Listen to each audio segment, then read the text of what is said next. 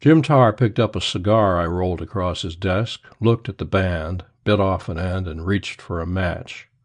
15 cents straight, he said. You must want me to break a couple of laws for you this time.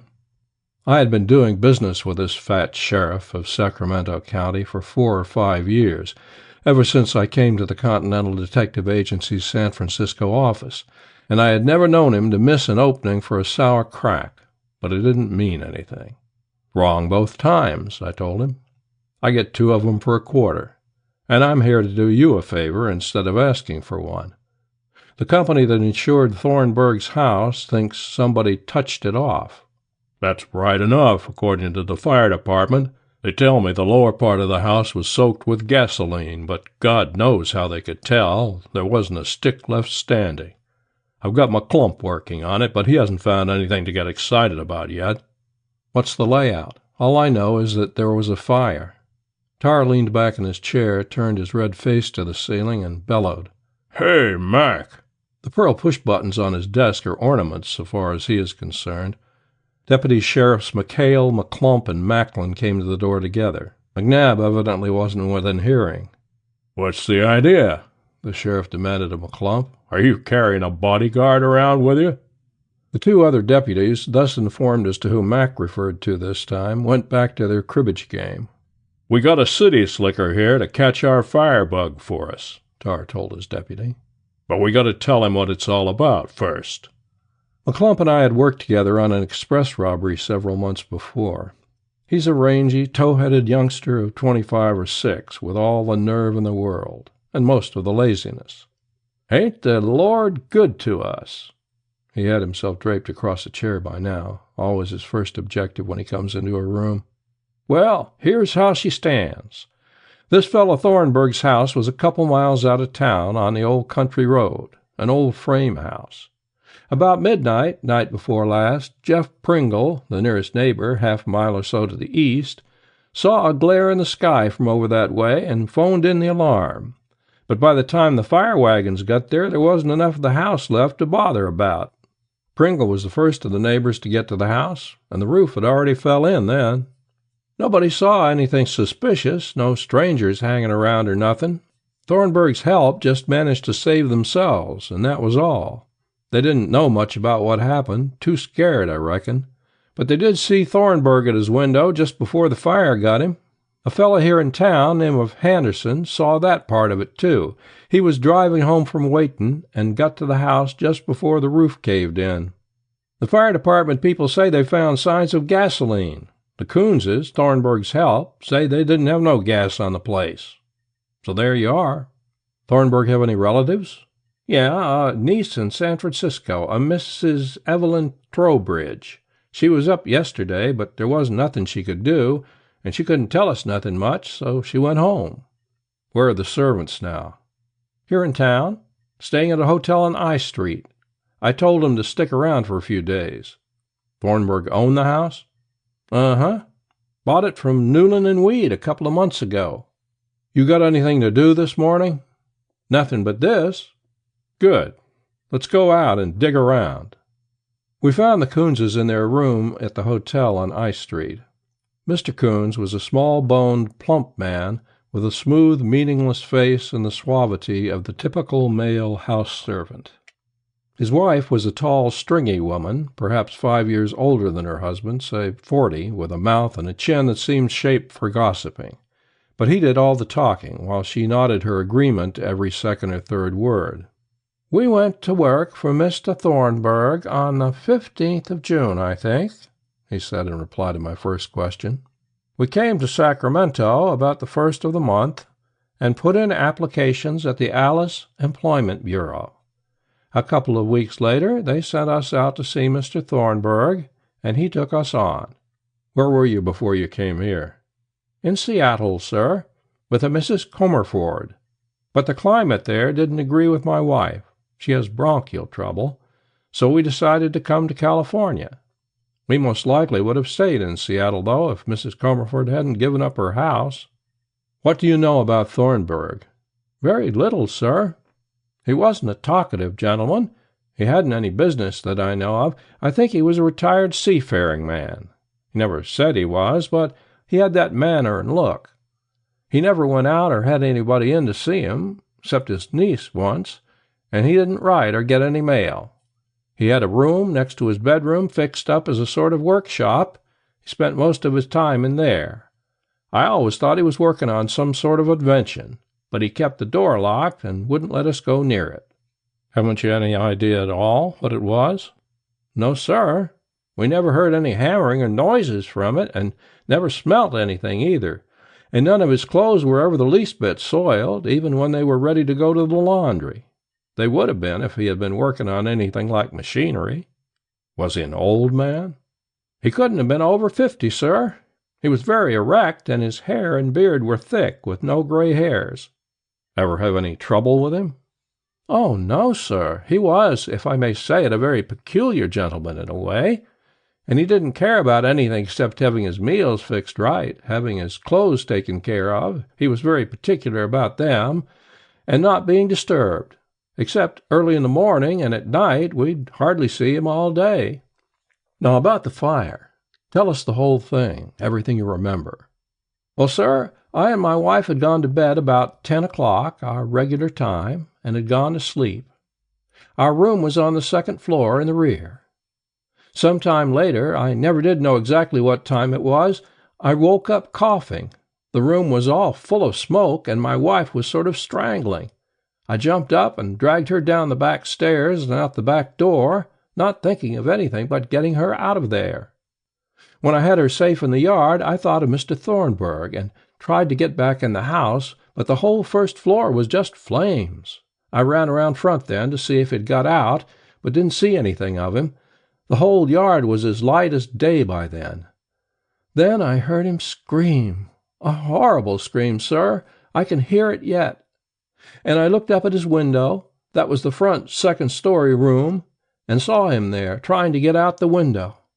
But all the woodwork was burning, and he screamed again and fell back, and right after that the roof over his room fell in.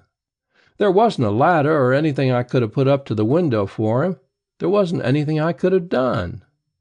In the meantime, a gentleman had left his automobile in the road and come up to where I was standing, but there wasn't anything we could do. The house was burning everywhere and falling in here and there. So we went back to where I had left my wife and carried her father away from the fire and brought her to. She had fainted. And that's all I know about it, sir. Hear any noises earlier that night or see anybody hanging around? No, sir. Have any gasoline around the place? No, sir. Mr. Thornburg didn't have a car. No gasoline for cleaning? No, sir, none at all. Unless Mr. Thornburg had it in his workshop. When his clothes needed cleaning, I took them to town, and all his laundry was taken by the grocer's man when he brought our provisions. Don't know anything that might have some bearing on the fire? No, sir. I was surprised when I heard that somebody had set the house afire. I could hardly believe it. I don't know why anybody should want to do that. What do you think of them? I asked McClump as we left the hotel. They might pad the bills, or even go south with some of the silver, but they won't figure as killers in my mind. That was my opinion, too. But they were the only persons known to have been there when the fire started, except the man who had died. We went around to the Alice Employment Bureau and talked to the manager. He told us that the Coonses had come to his office on June 2nd, looking for work, and had given Mrs. Edward Comerford, 45 Woodmansee Terrace, Seattle, Washington, as reference. In reply to a letter, he always checked up the references of servants. Mrs. Comerford had written that the Coonses had been in her employ for a number of years and had been extremely satisfactory in every respect.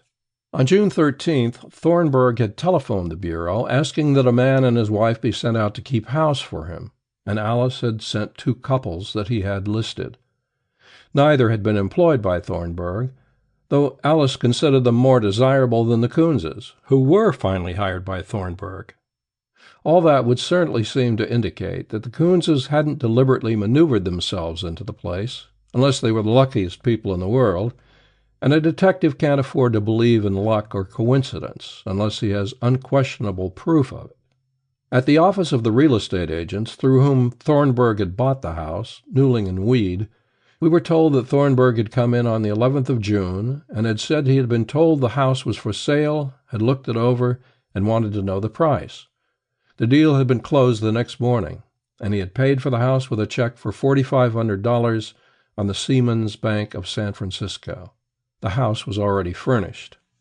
After luncheon, McClump and I called on Howard Henderson, the man who had seen the fire while driving home from Wayton.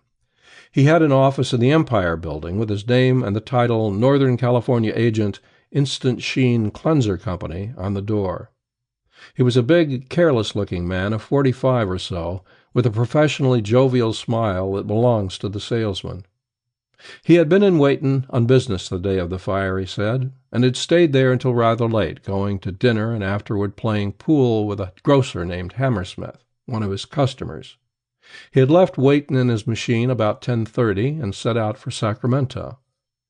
At Tavender he had stopped at the garage for oil and gas and to have one of his tires blown up.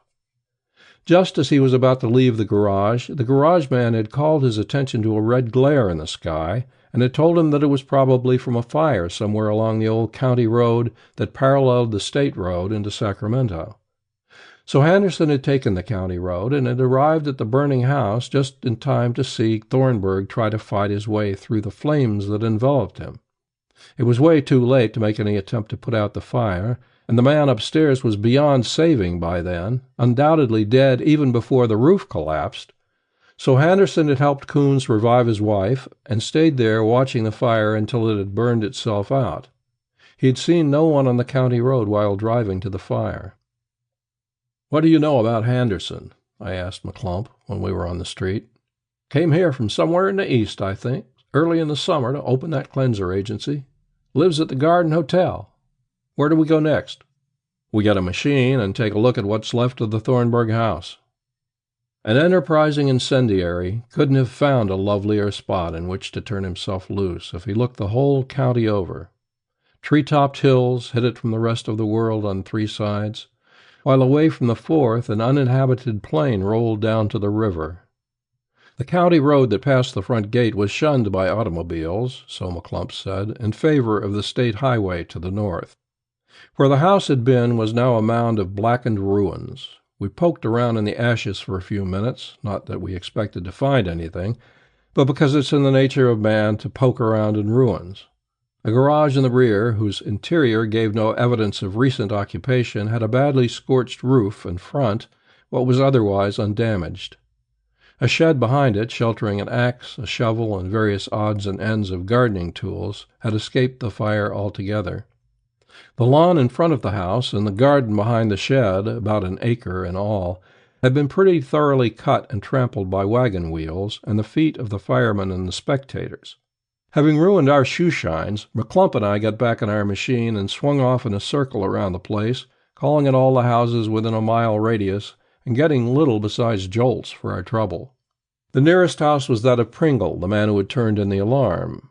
But he not only knew nothing about the dead man, but said he had never seen him. In fact, only one of the neighbors had ever seen him, a Mrs. Jabine, who lived about a mile to the south. She had taken care of the key to the house while it was vacant, and a day or 2 before he bought it, Thornburg had come to her house inquiring about the vacant one. She had gone over there with him and showed him through it, and he had told her that he intended buying it if the price, of which neither of them knew anything, wasn't too high.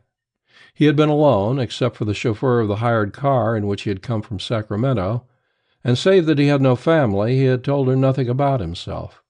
Hearing that he had moved in, she went over to call on him several days later.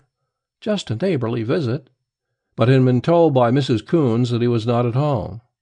Most of the neighbors had talked to the Coonses and had got the impression that Thornburg did not care for visitors, so they had let him alone. The Coonses were described as pleasant enough to talk to when you meet them, but reflecting their employer's desire not to make friends. McClump summarized what the afternoon had taught us as we pointed our machine toward Tavender. "Any of these folks could have touched off the place, but we got nothing to show that any of them even knew Thornburg, let alone had a bone to pick with him." Tavender turned out to be a crossroads settlement of a general store and post office, a garage, a church, and 6 dwellings, about 2 miles from Thornburg's place. McClump knew the storekeeper and postmaster, a scrawny little man named Philo, who stuttered moistly. "I never thought Thornburg," he said. "And I never had any mail for him. Coons," it sounded like one of those things butterflies come out, "used to come in once a week to order groceries. They didn't have a phone. He used to walk in, and I'd send the stuff over in my car. Then I'd see him once in a while, waiting for the stage to Sacramento." "Who drove the stuff out to Thornburg's?" My boy. Want to talk to him?" The boy was the juvenile edition of the old man, but without the stutter. He had never seen Thornburg on any of his visits, but his business had taken him only as far as the kitchen. He hadn't noticed anything peculiar about the place. "Who's the night man at the garage?" I asked him after we had listened to the little he had to tell. "Billy Luce. I think you can catch him there now. I saw him go in a few minutes ago." We crossed the road and found Luce. "Night before last, the night of the fire down the road.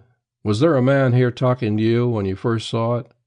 He turned his eyes upward in that vacant stare which people use to aid their memory. "Yes, I remember now. He was going to town, and I told him that if he took the county road instead of the state road, he'd see the fire on his way in." "What kind of looking man was he?" "Middle-aged. A big man, but sort of slouchy. I think he had on a brown suit, baggy and wrinkled." "Medium complexion?" "Yes." "Smile when he talked?" "Yes. A pleasant sort of fellow." "Curly brown hair?" "Have a heart," Luce laughed. "I didn't put him under a magnifying glass." From Tavender we drove over to Wayton. Luce's description had fit Henderson all right. But while we were at it, we thought we might as well check up to make sure that he had been coming from Wayton. We spent exactly 25 minutes in Wayton, 10 of them finding Hammersmith, the grocer with whom Henderson had said he dined and played pool, 5 minutes finding the proprietor of the pool room, and 10 verifying Henderson's story. "What do you think of it now, Mac?" I asked as we rolled back toward Sacramento. Mac's too lazy to express an opinion or even form one, unless he's driven to it, but that doesn't mean they aren't worth listening to, if you can get them. "There ain't a hell of a lot to think," he said cheerfully. "Henderson is out of it, if he ever was in it. There's nothing to show that anybody but the Coonses and Thornburg were there when the fire started, but they may have been a regiment there. Them Coonses ain't too honest-looking, maybe, but they ain't killers, or I miss my guess. But the fact remains that they're the only bet we got so far. Maybe we ought to try to get a line on them." "All right," I agreed. "I'll get a wire off to our Seattle office asking them to interview Mrs. Comerford and see what she can tell about them as soon as we get back in town. Then I'm going to catch a train for San Francisco and see Thornburg's niece in the morning." Next morning, at the address McClump had given me, a rather elaborate apartment building on California Street, I had to wait 3/4 of an hour for Mrs. Evelyn Trobridge to dress. If I had been younger, or a social caller, I suppose I'd have felt amply rewarded when she finally came in, a tall, slender woman of less than 30, in some sort of clinging black affair, with a lot of black hair over a very white face, strikingly set off by a small red mouth and big hazel eyes that looked black until you got close to them. But I was a busy, middle-aged detective who was fuming over having his time wasted, and I was a lot more interested in finding the bird who struck the match than I was in feminine beauty. However, I smothered my grouch, apologized for disturbing her at such an early hour, and got down to business. "I want you to tell me all you know about your uncle. His family, friends, enemies, business connections, everything." I had scribbled on the back of the card I had sent in to her what my business was. "He hasn't any family," she said, "unless I might be it. He was my mother's brother, and I am the only one of the family now living." "Where was he born?" "Here in San Francisco. I don't know the date, but he was about 50 years old, I think. 3 years older than my mother." "What was his business?" "He went to sea when he was a boy. As far as I know, always followed it until a few months ago." "Captain?" "I don't know. Sometimes I wouldn't see or hear from him for several years, and he never talked about what he was doing. although he would have mentioned some of the places he had visited: Rio de Janeiro, Madagascar, Tobago, Christiana. Then about 3 months ago, sometime in May, he came here and told me that he was through with wandering, that he was going to take a house in some quiet place where he could work undisturbed on an invention in which he was interested. He lived at the Francisco Hotel while he was in San Francisco. After a couple of weeks, he suddenly disappeared. And then, about a month ago, I received a telegram from him asking me to come to see him at his house near Sacramento. I went up the very next day, and I thought that he was acting very queerly. He seemed very excited over something.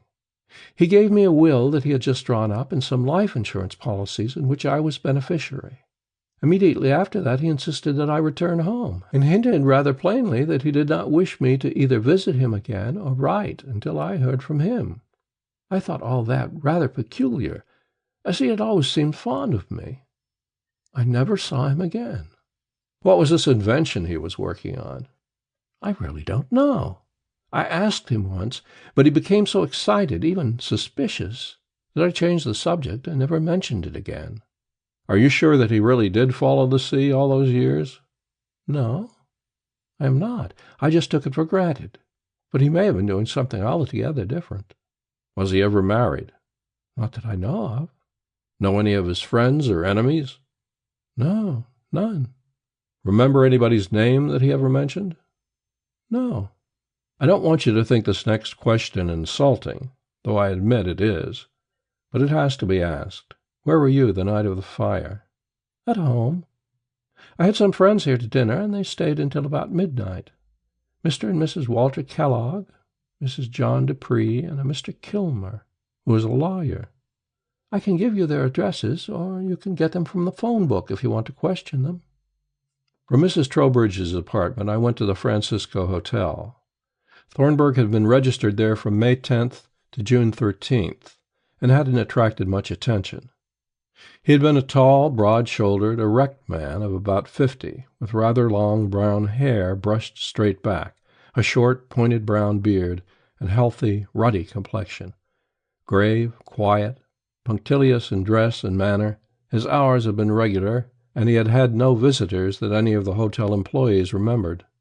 At the Seamen's Bank, upon which Thornburg's check in payment of the house had been drawn, I was told that he had opened an account there on May 15th, having been introduced by W. Jeffers and Sons, local stockbrokers.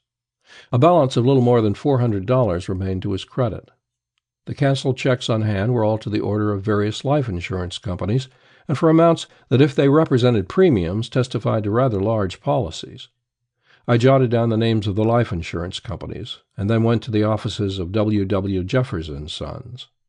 Thornburg had come in, I was told, on the 10th of May with $4,000 worth of Liberty bonds that he wanted sold. During one of his conversations with Jeffers, he had asked the broker to recommend a bank, and Jeffers had given him a letter of introduction to the Seamen's Bank. That was all Jeffers knew about him. He gave me the numbers of the bonds, but tracing Liberty bonds isn't the easiest thing in the world.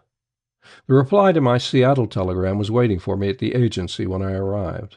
Mrs. Edward Comerford rented apartment at address you give on May 25. Gave it up June 6. Trunks to San Francisco same day. Check numbers GN 452, 587, and 8, and 9. Tracing baggage is no trick at all if you have the dates and check numbers to start with, as many a bird who was wearing somewhat similar numbers on his chest and back because he overlooked that detail when making his getaway can tell you. And 25 minutes in a baggage room at the ferry and half an hour in the office of a transfer company gave me my answer. The trunks had been delivered to Mrs. Evelyn Trobridge's apartment.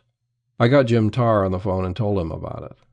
"Good shooting," he said, forgetting for once to indulge his wit. "We'll grab the Coonses here, and Mrs. Trobridge there, and that's the end of another mystery." "Wait a minute," I cautioned him. "It's not all straightened out yet. There are still a few kinks in the plot." "It's straight enough for me. I'm satisfied." "You're the boss, but I think you're being a little hasty. I'm going up to talk with the niece again. Give me a little time before you phone the police here to make the pinch. I'll hold her till they get there." Evelyn Trobridge let me in this time instead of the maid who had opened the door for me in the morning, and she led me to the same room in which we had had our first talk. I let her pick out a seat, and then I selected one that was closer to either door than hers was. On the way up, I had planned a lot of innocent-sounding questions that would get her all snarled up. But after taking a good look at this woman sitting in front of me, leaning comfortably back in her chair, coolly waiting for me to speak my piece, I discarded the trick stuff and came out cold turkey. "Ever use the name Mrs. Edward Comerford?" "Oh, yes," as casual as a nod on the street. "When?" "Often. You see, I happen to have been married not so long ago to Mr. Edward Comerford, so it's not really strange that I should have used the name." "Use it in Seattle recently?" "I would suggest," she said sweetly, "that if you are leading up to the references I gave Coons and his wife, you might save time by coming right to it." "That's fair enough," I said. "Let's do that."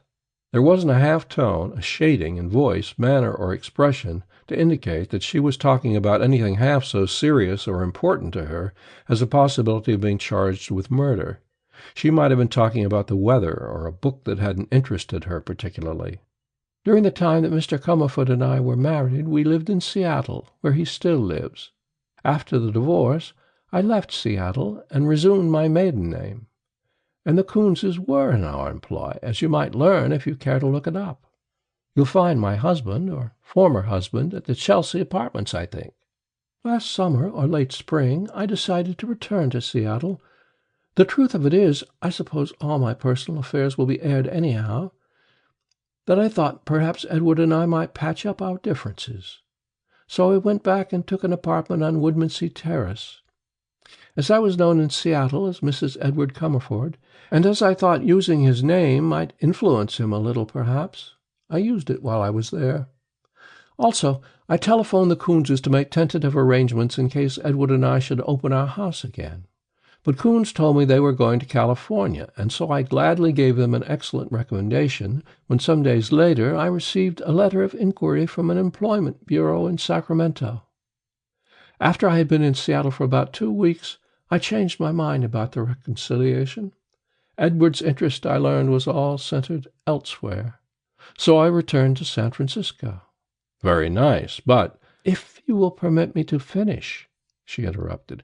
"When I went to see my uncle in response to his telegram, I was surprised to find the Coonses in his house. Knowing my uncle's peculiarities and finding them now increased, and remembering his extreme secretiveness about his mysterious invention, I cautioned the Coonses not to tell him that they had been in my employ. He certainly would have discharged them, and just as certainly would have quarreled with me. He would have thought that I was having him spied upon. Then when Coons telephoned me after the fire, I knew that to admit the Coonses had been formerly in my employ would, in view of the fact that I was my uncle's heir, cast suspicion on all three of us. So we foolishly agreed to say nothing about it and carry on the deception." That didn't sound all wrong, but it didn't sound all right. I wish Tarr had taken it easier and let us get a better line on these people before having them thrown in the coop. "The coincidence of the Coonses stumbling into my uncle's house is, I fancy, too much for your detecting instincts," she went on as I didn't say anything. "Am I to consider myself under arrest?"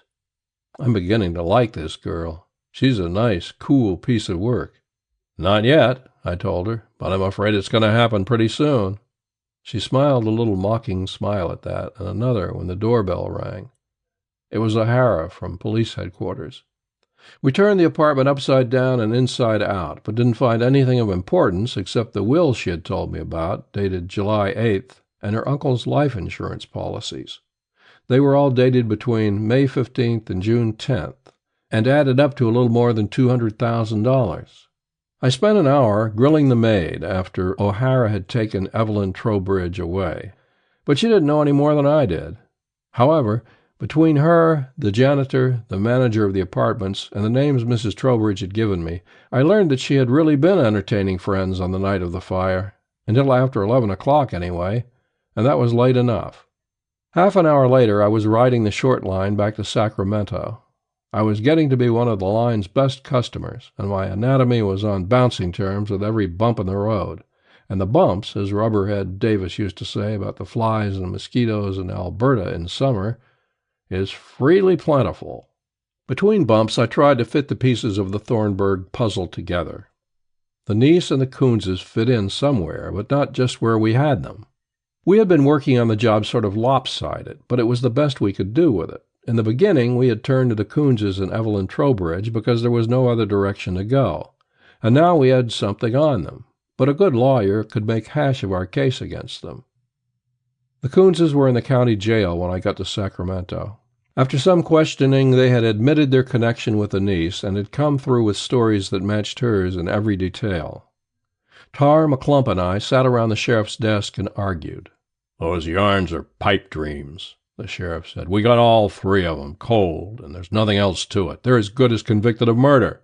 McClump grinned derisively at his superior and then turned to me. "Go on. You tell him about the holes in this little case. He ain't your boss. Can't take it out on you later for being smarter than he is." Tarr glared from one of us to the other. "Spill it, you wise guys," he ordered. "Our dope is," I told him, figuring that McClump's view of it was the same as mine, "that there's nothing to show that even Thornburg knew he was going to buy that house before the 10th of June, and that the Coonses were in town looking for work on the 2nd. And besides, it was only by luck that they got the jobs. The employment agency sent 2 couples out there ahead of them." "We'll take a chance on letting the jury figure that out." "Yes? You'll also take a chance on them figuring out that Thornburg, who seems to have been a nut all right, might have touched off the place himself. We've got something on these people, Jim, but not enough to go into court with them. How are you going to prove that when the Coonses were planted in Thornburg's house, if you can even prove they were, they and the Trowbridge woman knew he was going to load up with insurance policies?" The sheriff spat disgustedly. "You guys are the limit. You run around in circles digging up the dope on these people until you got enough to hang 'em, and then you run around hunting for outs. What the hell's the matter with you now?" I answered him from halfway to the door. The pieces were beginning to fit together under my skull. "Going to run some more circles. Come on, Mac." McClump and I held a conference on the fly, and then I got a machine from the nearest garage and headed for Tavender. We made time going out and got there before the general store was closed for the night. The stuttering Philo separated himself from the 2 men with whom he had been talking, Hiram Johnson, and followed me to the rear of the store. "Do you keep an itemized list of the laundry you handle?" No, just the amounts." "Let's look at Thornburg's." He produced a begrimed and rumpled account book, and we picked out the weekly items I wanted, $260, $310, $225, and so on. "Got the last batch of laundry here?" Yes, he said. It just came out from the city today." I tore open the bundle. Some sheets, pillowcases, tablecloths, towels, napkins, some feminine clothing, some shirts, collars, underwear, socks that were unmistakably Coons's. I thanked Philo while running back to my machine. Back in Sacramento again, McClump was waiting for me at the garage where I had hired the car. "Registered at the hotel on June 15th, rented the office on the 16th. I think he's in the hotel now," he greeted me. We hurried around the block to the Garden Hotel. "Mr. Henderson went out a minute or 2 ago," the night clerk told us. "He seemed to be in a hurry." "Know where he keeps his car?" "In the hotel garage around the corner." We were within 2 pavements of the garage when Henderson's automobile shot out and turned up the street. "Oh, Mr. Henderson!" I cried, trying to keep my voice level and smooth. He stepped on the gas and streaked away from us. "Want him?" McClump asked, and at my nod, stopped a passing roadster by the simple expedient of stepping out in front of it. We climbed aboard. McClump flashed his star at the bewildered driver and pointed out Henderson's dwindling tail light. After he had persuaded himself that he wasn't being boarded by a couple of bandits, the commandeered driver did his best, and we picked up Henderson's tail light after 2 or 3 turnings and closed in on him, though his machine was going at a good clip. By the time we reached the outskirts of the city, we had crawled up to within safe shooting distance, and I sent a bullet over the fleeting man's head. Thus encouraged, he managed to get a little more speed out of his car, but we were definitely overhauling him now. Just at the wrong minute, Henderson decided to look over his shoulder at us. An unevenness in the road twisted his wheels, his machine swayed, skidded, went over on its side, Almost immediately from the heart of the tangle came a flash, and a bullet moaned past my ear. Another. And then, while I was still hunting for something to shoot at in the pile of junk we were drawing down upon, McClump's ancient and battered revolver roared in my other ear. Henderson was dead when we got to him. McClump's bullet had taken him over one eye. McClump spoke to me over the body. "I ain't an inquisitive sort of fellow, but I sure hope you don't mind telling me why I shot this lad." "Because he was Thornburg." He didn't say anything for about 5 minutes. Then, "I reckon that's right. How'd you guess it?" We were sitting beside the wreckage now, waiting for the police that we had sent our commandeered chauffeur to phone for.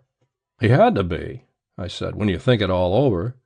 Funny we didn't hit on it before. All that stuff we were told about Thornburg had a fishy sound. Whiskers and an unknown profession, immaculate and working on a mysterious invention, very secretive and born in San Francisco, where the fire wiped out all the old records. Just the sort of fake that could be cooked up easily. Then nobody but the Coonses, Evelyn Trobridge, and Henderson ever saw him, except between the 10th of May and the middle of June, when he bought the house. The Coonses and the Trobridge woman were tied up together in this affair somehow, we knew. So that left only Henderson to consider. You had told me he came to Sacramento sometime early this summer, and the dates you got tonight show that he didn't come until after Thornburg had bought his house. All right. Now compare Henderson with the descriptions we got of Thornburg. Both are about the same size and age, with the same color hair. The differences are all things that can be manufactured. Clothes, a little sunburn, and a month's growth of beard, along with a little acting, would do the trick. Tonight I went out to Taverner and took a look at the last batch of laundry, and there wasn't any that didn't fit the Coonses, and none of the bills all the way back were large enough for Thornburg to have been as careful about his clothes as we were told he was. It must be great to be a detective. McClump grinned as the police ambulance came and began disgorging policemen. I reckon somebody must have tipped Henderson off that I was asking about him this evening. And then, regretfully, "So we ain't going to hang them folks for murder after all." "No, but we oughtn't to have any trouble convicting them of arson plus conspiracy to defraud, and anything else that the prosecuting attorney can think up."